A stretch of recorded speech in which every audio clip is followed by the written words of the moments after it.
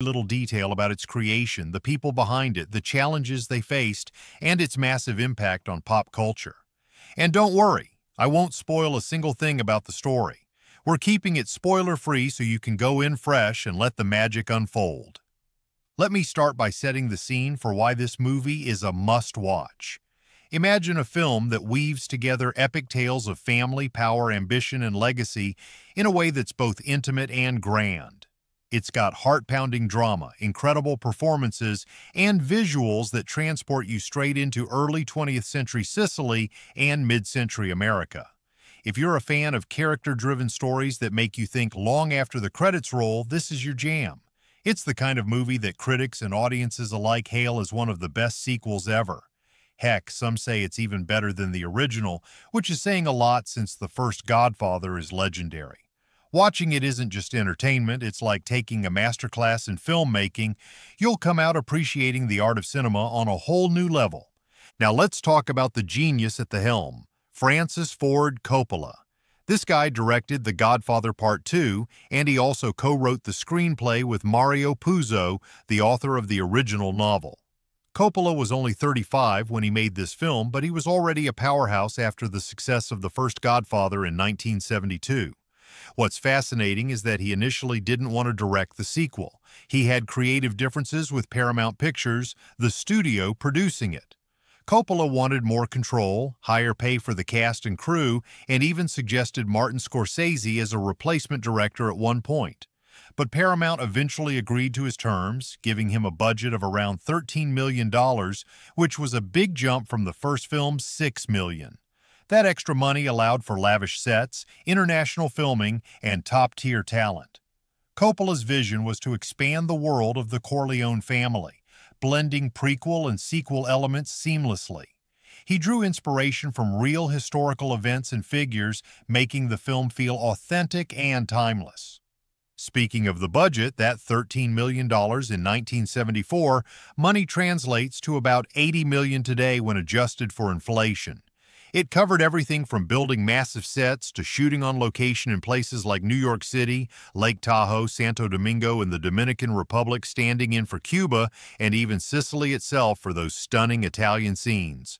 The production wasn't smooth sailing, though. They faced hurricanes during filming in the Dominican Republic, which delayed shoots and added to the costs. Coppola was known for his perfectionism. He'd rewrite scenes on the fly, improvise with actors, and push everyone to their limits. The shoot lasted over 6 months, from October 1973 to June 1974, and involved hundreds of extras for those epic crowd scenes.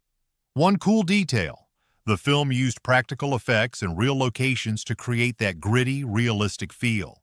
No CGI back then. It was all about craftsmanship.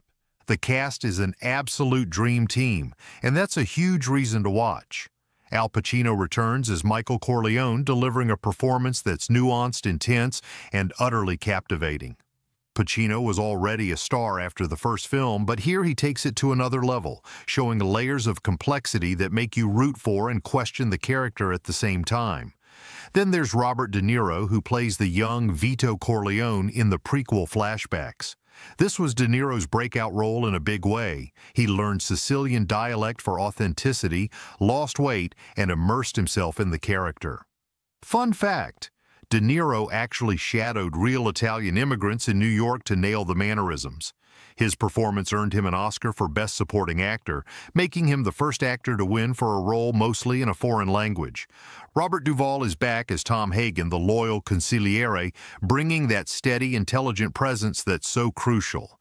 Diane Keaton reprises her role as Kay Adams Corleone, adding emotional depth and vulnerability. John Cazale plays Fredo Corleone with heartbreaking subtlety. This was one of his few film roles before his untimely death, and it's poignant knowing how talented he was. Talia Shire, Coppola's sister, returns as Connie Corleone, showing incredible range. And let's not forget Lee Strasberg as Hyman Roth. This was his film debut at age 73, and he drew from his real-life experiences as a method acting teacher. Other standouts include Michael V. Gazzo as Frankie Pentangeli, G.D. Spradlin as Senator Pat Geary, and even a young Bruno Kirby in a small role. The ensemble is stacked with talent, and their chemistry makes every scene electric. Behind the camera, the crew was equally stellar. Gordon Willis, the cinematographer known as the Prince of Darkness for his shadowy lighting style, created that iconic look with deep contrasts and warm tones. He used innovative techniques like underexposing film to give it a period feel. Nino Rota composed the score, building on his work from the first film with haunting themes that blend Italian folk music and orchestral swells. But there was drama there too. Rota was initially disqualified from an Oscar nomination because some music was reused from an earlier film, but the score still won for Best Original Dramatic Score after reconsideration. The editing by Peter Zinner, Barry Malkin, and Richard Marx is masterful, juggling two timelines without confusing the audience. Production designer Dean Tavoularis built incredible sets, like the detailed Ellis Island recreation and the lavish Lake Tahoe compound. The film's release was a massive event.